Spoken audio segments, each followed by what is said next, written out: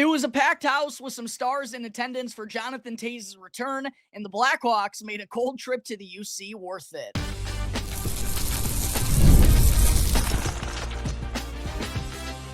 You're Locked On Blackhawks, your daily podcast on the Chicago Blackhawks, part of the Locked On Podcast Network, your team every day. How's it going, Blackhawks fans? Welcome on into another episode of Locked On Blackhawks, part of the Locked On Podcast Network, your number one sports podcasting network, where we're proud to bring you your team every day. I'm Jack Bushman, your host. On today's episode, I'll get into a memorable night at the UC, including Jonathan Toews' video tribute, Pete Crow-Armstrong and Caleb Williams being in the house, and the Hawks' 3-game losing skid coming to an end. Then I'll get into the latest updates on Ilya Mikheyev and Jason Dickinson, plus the Blackhawks' busy schedule over the next 15 days leading up to the Olympic break. But first, just a quick reminder, if you haven't done so already, please go and show some support to Locked On Blackhawks on Instagram, as that's the latest account that I'm really trying to boost up here and grow. I post reels of every Blackhawks goal, plus highlights and top moments from every game, updates on all of the prospects in the organization, and a lot of good stuff in between. So please make sure to go and do me that favor if you could real quick. Happy Tuesday, everyone. My, oh my, what a night it was for several different reasons. And quite honestly, I don't even know where to start today's episode. But altogether, it was truly one of the most special nights in all of sports that I've been fortunate enough to witness in my life, as Jonathan Toews plays in his first game back at the United Center. And what a return all you great Blackhawks fans gave him, starting right from pregame warmups, which was far more heavily attended than it normally is. And the amount of 19 Toews sweaters that I saw in the crowd last night was truly astonishing. The cheers started early and often for Toews right as he hit the ice to get loose and get set for his first game back in Chicago as a visitor. And he did get the start for the Winnipeg Jets, which was a nice little wrinkle thrown in by head coach Scott Arniel, allowing Toews to be on the ice for the national anthem. Jimmy Cornelison absolutely doing his thing as he always does. What a job Jim did on Sunday for the Bears and Rams game, which unfortunately, of course, didn't go our way. More on another key member of the Chicago Bears coming up here in just a moment. But as Toews was shown during the national anthem, the United Center, which of course already goes absolutely nuts during the anthem when Jim Cornelison gets going, they were even more chaotic once Toews was shown up on the video board. And then, of course, the first TV timeout, that's when the magic really happened. The video tribute the Blackhawks gave Jonathan Toews, going over some of his top moments. I mean, what a trip down memory lane that was. But the most special and extraordinary part of it all was the ovation that the Blackhawks fans gave Jonathan Toews that lasted, I mean, well over 3-4 minutes.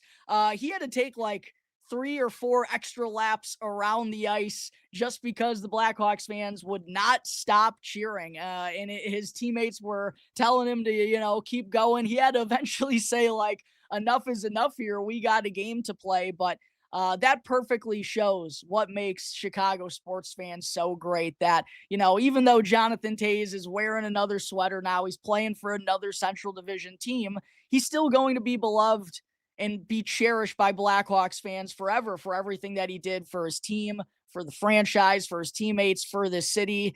And they made it really clear. You Blackhawks fans made it really clear how we all feel about Jonathan Toews and everything that he did during his 16 great seasons with the Blackhawks last night. Truly one of the coolest and most special things I ever got to witness. Like 3 minutes of just nonstop cheering as Jonathan Toews was taking laps, holding his stick up in the air, thanking everyone. And he almost looked like he was in disbelief of the scene that was unfolding right in front of his eyes. Was just so special. And like I said, one of the coolest things that I've ever been fortunate enough to witness. Toews and the Jets, by the way, though, getting back to the game, which was admittedly a little bit of a sideshow last night with everything that was going on. But it was pretty clear that Toews and the Jets had a little bit of an added chip on their shoulder and were playing with some extra intensity for their guy last night.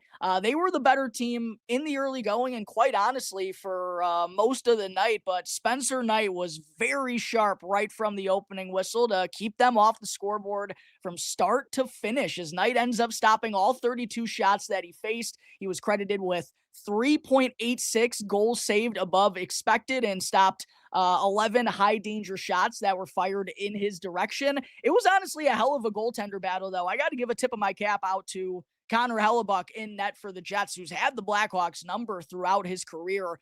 Made a handful of marvelous saves to keep the Jets in it. When the Blackhawks did get chances, they were real prime looks. Hellebuck's best stop of the night came late in the second period. The Blackhawks were on the power play, had a chance to go and double their lead. Connor Bedard looked like he had at least half of an open net to work with as the puck kind of took a little bit of a crazy carom, bounced off of Ryan Green's skate, found its way to Bedard right at the right circle. Quickly fired a shot on net. Y'all know how quick Bedsy lets go of the puck, but Connor Hellebuck out of nowhere sprawled across the crease to make a remarkable diving glove stop. Both goaltenders were phenomenal in this game, but only one of them remained perfect from start to finish, and that was Spencer Knight, his third shutout of the year. He was absolutely marvelous, and like I said, the Jets, I thought altogether, maybe up until the third period, I thought the Blackhawks played some good hockey in that final frame, but certainly through 40 minutes, the Jets were the team that had more opportunities in total in this game. They led 19-5 in high danger chances. Like I said, Chicago really didn't have all that much going offensively. When they did, though, they were primetime looks. Altogether, the Jets led 31-19 in scoring chances. So Spencer Knight undoubtedly was the difference. Number one star of the game, continues to just have a standout first full season here in Chicago. Lone goal of the game, aside from the empty netter, was scored by Jason Dickinson, his sixth tally of the season. Real nifty play by Dickinson to kind of knock down just skyward clearing pass attempt. I don't know if it was intentional by Ryan Donato from the defensive zone or not. He was obviously trying to get it out of his own end, but I don't know if he envisioned perfectly throwing it into the offensive zone right when Jason Dickinson was striding in, but he whacks down that puck, gets it to himself, and then lets go of a quick wrister that beat Connor Hellebuck. That was the only time that the puck got in the back of the Jets net, when he was in between the pipes. And then Connor Bedard went and added the empty netter for his 20th goal of the season, giving him 20 now in each of his first 3 NHL seasons. It was also his first goal since returning from that shoulder injury a couple of Fridays ago. He's had a lot of prime chances, had a couple of more last night, as I talked about, the half open net chance that he had where Connor Hellebuck robbed him. Also had a real marvelous curl and drag maneuver that I posted on the Locked On Blackhawks Instagram account. Another quick plug, go and check that out so you can see exactly what I'm talking about. But Morgan Barron, someone go and check on his quads. I mean, was absolutely sprawled out there trying to defend Connor Bedard and prevent that shot from going on net. Unfortunately, he missed wide of the target there, but I thought Connor Bedard was buzzing and was one of the more noticeable Blackhawks in this game. He actually almost missed the empty netter. You could see his reaction after when he was celebrating with his teammates. He was like, oh my gosh, I almost missed it. He went top shelf there right after he strode into the offensive zone. Alex Vlasic, want to give a shout out to him as well, as he picked up an assist on both of the Blackhawks goals last night. But the Hawks come away with a nice 2-0 win to snap their 3-game losing skid and avoid a 4-game sweep during their homestand. And obviously spoiled Jonathan Toews' reunion, and come away with a much needed win here after things just haven't kind of been going their way over the last few days. Once the game ended, though, Blackhawks fans, that's really when the fun was getting started, as in attendance for last night's game, I mentioned the Chicago Bears earlier, Jim Cornelison singing the anthem on Sunday, sitting front row on the glass to watch Jonathan Toews' return and also show some support for his guy, Connor Bedard, on Saturday ahead of that matchup between the Bears and the Rams. Connor Bedard was seen rocking the orange Caleb Williams jersey when walking into the UC. So I love to see not only Caleb Williams kind of quote tweet that or repost it on his story and say Bedsy legend that same night. Well, he came out to go and support Connor Bedard as well just a couple of days later. And sitting right next to him was Chicago Cubs outfielder Pete Crow-Armstrong. And I just thought that was so cool seeing these young stars get together and go and show support for one another. PCA was rocking a number 5 Connor Murphy sweater. Caleb Williams rocking a black Connor Bedard sweater. It was awesome. And after the win, both of those two guys were invited into the Blackhawks locker room, and several Blackhawks were just kind of chopping it up with them. Alex Vlasic was talking with PCA for a moment. He even joked with the media. I believe he took batting practice last year, went to one of the Cubs games as a Chicago native, and he was joking that PCA better look out. He's coming for one of his spots. But what was super cool as well was after they were just talking for probably 10-15 minutes. It was quite the scene in the Blackhawks locker room. After a real legendary photo was taken, Connor Bedard, Pete Crow-Armstrong, Caleb Williams, Nick Lardis, Frank Nazar, Nick Foligno, Ryan Green. It's been posted everywhere on the Blackhawks social media accounts. I'm sure you've seen it at this point. But when Bedard went back in the other part of the locker room to get some treatment or do something else, I'm not exactly sure. Caleb Williams, well, I heard him yell, "Where's Bedsy?" Because before he left, he wanted to get Bedard to sign the back of the 98 black sweater that he was rocking to that game. Bedard went and signed it for him, dapped it up. And I just thought that was absolutely awesome. And I also thought it was super funny. Had to bring this up on the show. Oliver Moore, as Caleb Williams was walking out, literally went, "Bye, Caleb," like from afar. And it was just the most fanboyish thing that I've ever seen. And I totally understand Oliver Moore doing that, because it's obviously a super cool moment for him to go and meet Caleb, who's obviously turned into one of the biggest stars in the NFL here in his second season. Went on a remarkable run for the Bears to get them to where they did. Unfortunately, their run to a Super Bowl fell short in the divisional round, but I just thought that was absolutely hilarious. And just seeing these young players get together with one another, and I think it also has to be motivating, right, for the young Blackhawks to see the reception that Caleb Williams got. I mean, outside of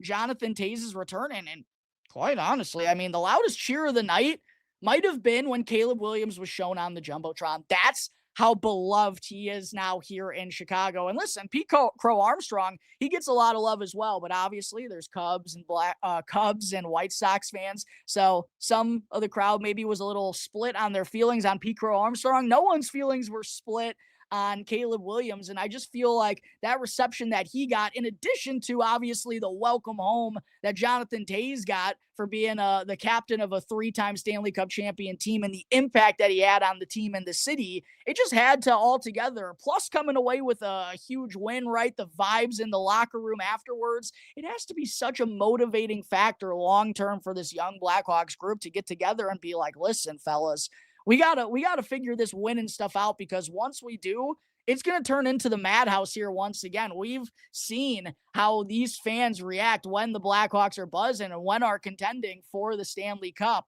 And we see how the city is treating Caleb Williams amidst the Bears finally turning around and looking like they have a promising future for the first time in ever. But altogether, I mean, so many different memorable moments. Also, I was talking with Spencer Knight for a couple of different minutes, because he was obviously the backup for Sergei Bobrovsky for a couple of years before being acquired by the Blackhawks at last year's trade deadline. And Bobrovsky got into a scrap last night, the first goalie fight in nearly 6 years. He duked it out with Alex Nedeljkovic of the San Jose Sharks. Go and check out that clip if you haven't seen it yet, hockey fans.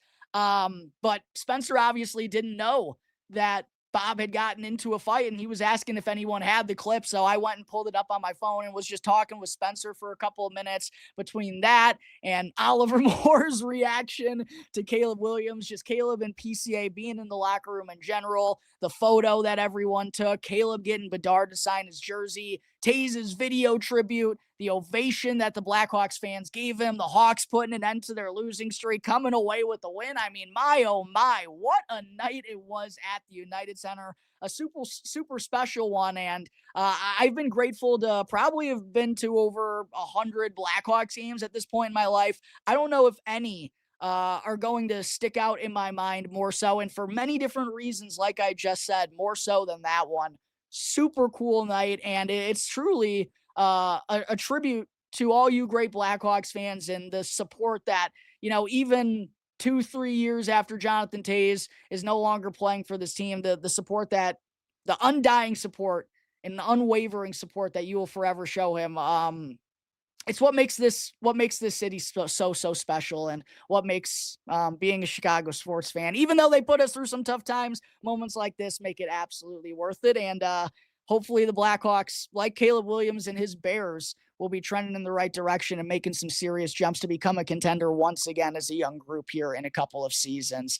All right, there is a rundown on a memorable and chaotic, fun night at the United Center. The Blackhawks come away with the 2-0 win. Spencer Knight's third shutout of the year. Jason Dickinson, GWG. Connor Bedard gets his 20th tally of the season with the empty netter. The 3-game losing skid is over. Coming up in just a moment, Blackhawks fans, Frank Saravalli speculated during CHSN's pregame show that Jason Dickinson could snatch a pretty decent return at this year's trade deadline. I'll break it all down here in segment 2.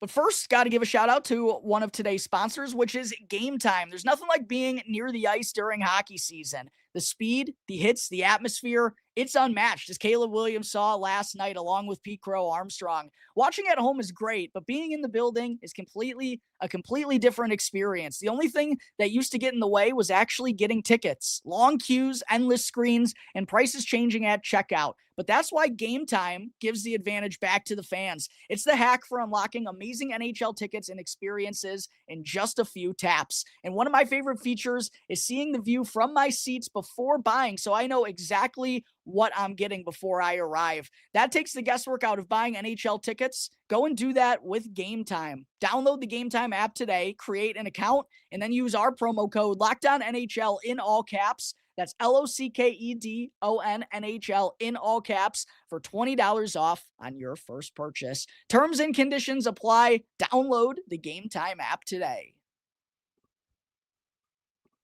As always, before getting into segment 2, just a reminder, if you're watching on YouTube today, please smash that like button for me. Make sure you're subscribed to the channel. If you're tuning in through an audio platform, please go rate and review the podcast and be on the lookout for a fun episode dropping early tomorrow morning. All right. As I mentioned before the break, Frank Saravalli, he's been joining the CHSN pregame show quite often here as of late, sprinkling around a little nuggets regarding the Blackhawks. I mentioned on yesterday's episode, or maybe, no, it was yesterday's episode. The expectations for Sasha Boisvert and Anton Frondel are to join the Blackhawks down the stretch of the season and to sign their entry-level contracts. Well, yesterday, Saravalli provided an interesting update regarding some trade value on Jason Dickinson, who, of course, is entering the final year of his current deal, $4.25 million AAV. And with the Blackhawks, bringing on Anton Frondel and Sasha Boisvert, if that is the plan, like Saravalli is reporting, you got to open up a couple of roster spots to make room for those two guys. And Dickinson, not only because he's on an expiring contract, but also for that reason, he's obviously been banged up here this season. It just feels like he's ultimately going to get dealt by the Blackhawks. But Saravalli mentioned that it could be a very good return for the Blackhawks, saying Dickinson's value could snatch a second-round pick plus a prospect in return, which quite honestly, I mean, caught me by surprise. I don't know exactly what level of prospect Saravalli is talking about. I'm guessing it's not a very high-level one, but a second-round pick for Jason Dickinson, and he didn't mention, I should point out, anything about a retained salary, which I'm guessing the Blackhawks would be willing to do with Jason Dickinson to kind of maximize that trade value. But also at the same point in time, it's really just going to be fascinating in general to see how the Blackhawks handle their retained salary slots, because they're already using one this year on Seth Jones, and you only get 3 of them. And not only is Dickinson on an expiring contract, so too is captain Nick Foligno. He has a $4.5 million cap hit. Connor Murphy has an AAV over $4 million as well on the final year of his current deal. Sam Lafferty, if you want to trade him, He's got a $2 million cap hit, which isn't exactly ideal for a fourth line guy who isn't even drawing in regularly on this Blackhawks team. So altogether, and then there's Ilya Mikheyev as well. So like, it's going to be really interesting to see how the Blackhawks handle those retained salary slots. I'm guessing if they're going to be getting a second round pick and a prospect for Jason Dickinson, that means they're going to be retaining some salary. But quite honestly, the Blackhawks do not need that second round pick. Yes, it would be another great asset to add to their arsenal, but we're at the point of the prospect pool where it's quality over quantity. And this is something I've talked on the show for a long time about now. The Blackhawks prospect pool is already almost arguably too deep. So that's why it's just about quality prospects at this point in time. So they might not necessarily need that second round pick. And I just wonder if, should they not want to retain salary on Jason Dickinson, because if they're moving Connor Murphy, which that really seems like it's going to be the case, they're probably going to be retaining salary there. That would leave them with only one open retained salary slot. And Nick Foligno, if you're trading Nick Foligno, you're probably going to be retaining some salary there. And for Foligno, by the way, everything that I'm hearing right now is it's truly going to be up to him on what he wants to do. I don't have any indication one way or the other, but my prediction that I made going into the season was that Nick Foligno was going to sign a 1-year deal to remain with the Blackhawks and be the captain for one more season before handing it off to Connor Bedard.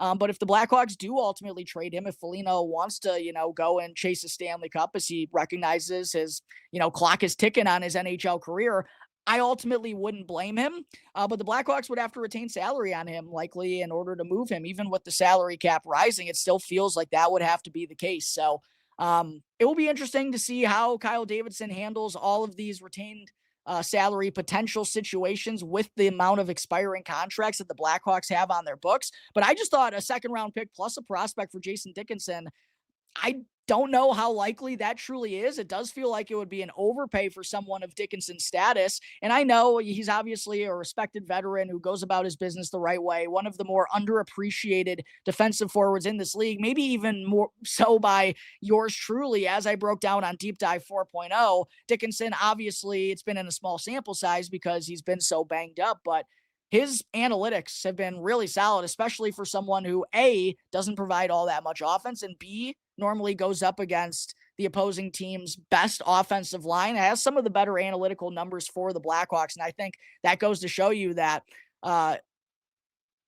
just because he doesn't have the flashiest role, it can sometimes even get swept under the rug by me. And I don't even notice truly the amount of value that I think Jason Dickinson provides to this team, which it definitely is hard to tell when the Blackhawks aren't winning or in a playoff position. But even with that being said, like, Jason Dickinson doesn't have obviously much of an offensive game that he provides, just scored his 6th goal of the season last night, doesn't play with a ton of pace. So it's really just all about the defensive aspect and what he can provide at the faceoff dot and being a veteran guy. And to me, on a Stanley Cup contending team, he's probably 3rd line center at the best, maybe even a 4th line center. And I know centers are always highly sought after in the trade market, especially this year when there's just not a lot of them available. But a second round pick and a prospect, to me, that seems like a little bit of an overpay. I don't know if that's truly what the Blackhawks are going to wind up receiving, but hey, if that winds up being what they get, I'm not going to be upset about it. Just thought that was an interesting development from Saravalli. Real quick on Ilya Mikheyev, David Pagnotta of the Fourth Period reported last week that the Blackhawks are prepared to go and reach out to Mikheyev's camp here soon. Might have already happened at the time of this recording about a potential contract extension to see what he wants to do. Because it seems like the Blackhawks, if he's willing to sign a deal, the Blackhawks would like to bring him back. But ultimately, it is going to come up to him, come down to what he wants to do, because he's going to become a restricted free agent. Who knows if he wants to return here to Chicago, but I do feel like the Blackhawks would be prepared to give him a pretty lucrative offer, as, they're going to need some help hitting the salary cap floor next year with the amount of entry-level contracts that they're going to have on their books. Hence why they took on Ryan Ellis's deal in that trade that sent Nolan Allen to the San Jose Sharks a couple of weeks ago. So the Blackhawks could probably offer Ilya Mikheyev, who's making $4 million right now, something around 5.5, which some people might say is an overpay. But if it's on a 2-year contract, again, who knows the discussions that Mikheyev is having with his agent and truly what he wants on his next deal, or if he wants to go to a contender, whatever it may be. But I feel like the Blackhawks are prepared to offer him something pretty lucrative in order for him to return. And obviously he's had a really sound defensive season, along with Jason Dickinson has been a huge part in the Blackhawks penalty kill being at the top of the league. And even though he's not providing a ton of offense this season, that's not necessarily his bread and butter. And as the Blackhawks get better, he's a guy whose value, I think, will become more and more apparent because he does those little things so well. It's just, again, almost like Jason Dickinson, hard to tell when the Blackhawks aren't winning as consistently. But I would like to see Ilya Mikheyev come back. I think he's been a real savvy addition by Kyle Davidson because they essentially got him for free based on the trades that happened later on down the road involving Lucas Reichel. But those are the latest updates that we've heard on both Jason Dickinson and Ilya Mikheyev. Once we hear more on their statuses, which I'm sure we're going to as things are really starting to pick up here trade-wise before the Olympic break. Just saw Kiefer Sherwood get traded from Vancouver finally to the San Jose Sharks yesterday. There's obviously been some movement around the league, so I'm expecting some news on this to really start picking up here. And once we get more updates, I promise I got you covered right here on Locked On Blackhawks. All right, before I wrap things up, do still quickly want to get into the Hawks' grueling schedule over the next 15 days before that Olympic break arrives. Just want to say thank you all for making Locked On Blackhawks your very first listen here to start off your day. Segment 3 before I wrap things up. Believe it or not, only 15 days remain until the Olympic break starts for our Blackhawks. And it's going to be a very busy stretch over those next 15 days for the Hawks as they play 8 games before having nearly 3 weeks away while the NHL players are over in Italy for the Olympics. And I do feel like this stretch is going to be really crucial for the Hawks. I feel like it could potentially make or break their season one way or the other. Now, obviously, as they're still, even with last night's win, they have the 4th fewest points in the Western Conference. Missing the playoffs is far more likely than making it. However, they are still only 6 points back of the final wildcard playoff spot at this point in time. And if they could go and pick up some key wins here over these next 15 days before the Olympic break, get some good momentum and kind of narrow that gap, not going to rule it out, and especially with Frank Nazar being on the precipice of his return, could potentially come on Thursday when the Hawks return to action against Carolina. And we haven't seen both Bedard and Nazar be in the lineup since well before Christmas. So definitely could turn the tides here, but it's not going to be an easy stretch for the Blackhawks over these next 15 days. With the opponents that they're facing, a lot of them are sitting in prime playoff position, starting with their next game on Thursday. Like I just mentioned, the Carolina Hurricanes in Carolina, a building they've really struggled in over the last 5 to 6 years. And the Canes, one of the best teams in the NHL right now, second in the entire league behind only the Colorado Avalanche. They lead the Metropolitan Division with a 31-15-4 record. And that kickstarts a tough back-to-back for the Blackhawks as then they'll return back home to Chicago for the back end of the back-to-back on Friday against the Tampa Bay Lightning, who, like the Carolina Hurricanes, are also first place in their respective division out in the Eastern Conference with a 30-13-4 record, currently have the 4th most points in the entire NHL. So a real tough back-to-back coming up here soon for the Blackhawks. Then on Sunday, it'll be another game on home ice, but it comes against the 2-time defending Stanley Cup champion Florida Panthers. What I will say, though, is the Blackhawks, for whatever reason, have fared really well against the Panthers at the United Center over the last 3 to 4 years. It's something that me and Locked On Panthers host Armando Velez frequently joke about. But not only are the Panthers, well, they're outside of a playoff position right now. However, the Eastern Conference is an absolute logjam. They're 25-20-3, 4 points back of the final wildcard playoff spot out east. And just last night, Matthew Tkachuk played for the first time after missing the opening 47 games of the season. So he'll be back in the lineup for the Panthers on Sunday. Then the Blackhawks go on the road to take on the Minnesota Wild the following Tuesday, 1 week from today. And the Wild, of course, with the addition of Quinn Hughes, have turned into one of the true Stanley Cup contenders. As they have a 28-13-9 record, currently second in the Central Division, but of course, the Colorado Avalanche are also in the Central. The Wild have the 3rd most points in the entire league right now. So 3 of the Blackhawks' next 4 games are coming against top 4 clubs in the NHL. They're going to have their absolute hands full. Then on the 29th, they'll continue the quick little road trip against the Pittsburgh Penguins, who are 23-14-11, and beat the brakes off the Hawks 7-3 the last time these two teams faced right before New Year's. And the Pens currently sit in the 3rd place spot in the Metropolitan Division. So that's 5 real tough games in a row right there. The Hawks will get a little bit of a softie after that against the Columbus Blue Jackets on home ice. Columbus currently in second to last place in the Eastern Conference. But then there's a real big time tilt. The final matchup at the UC before the Olympic break. Connor Bedard versus Macklin Celebrini on Monday, February 2nd. The Sharks currently 3rd in the Pacific Division with a 25-20-3 record. Macklin Celebrini, of course, getting himself truly, I believe, in the MVP race for what he's done to carry the Sharks to this spot. And then the Blackhawks, for the second time in 3 games, conclude the pre-Olympic schedule on February 4th against the Columbus Blue Jackets. So 2 of their final 8 games, yes, come against Columbus. But outside of that, it is going to be some tough sledding, starting on Thursday against Carolina, then a back-to-back the following night against Tampa Bay. And with the Blackhawks, with them now being 49 games through the season, right? Things are going by pretty fast here. There's only 33 games left on the schedule. So these next 8, after that, there's only going to be 25 post-Olympic break. So the Blackhawks, if they want true Stanley Cup playoff aspirations, I think it starts right here, right now. It has to start with the momentum they built last night with that 2-0 win over the Jets.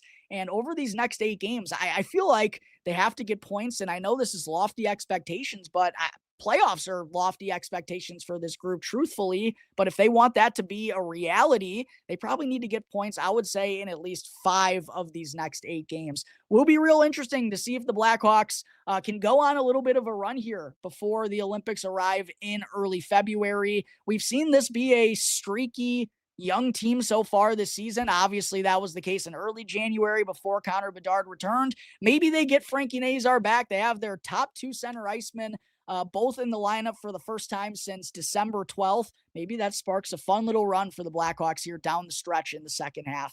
We'll have to wait and see, but that's going to take care of today's episode of Locked On Blackhawks, everyone. As always, thank you all again for joining me on the show. Make sure to subscribe to Locked On Blackhawks on YouTube if you haven't done so already. Go and follow Locked On Blackhawks for free as well, wherever you may be listening to your podcast. That way you can tune in to the latest episode whenever you're on the go, going to or from work, stuck in traffic, on your lunch break, whatever may be the case. If you want to follow me on X, you can do so at Jack Bushman 2. That's my personal. My Strictly Blackhawks account can be found at Talkin' Hockey to get all of the latest Blackhawks news and updates. Go and check out that account. Until tomorrow's episode, everyone, enjoy the rest of your Tuesdays. Bundle up, stay warm, and I'll see you next time on the Locked On Blackhawks podcast, part of the Locked On Podcast Network, your team every day.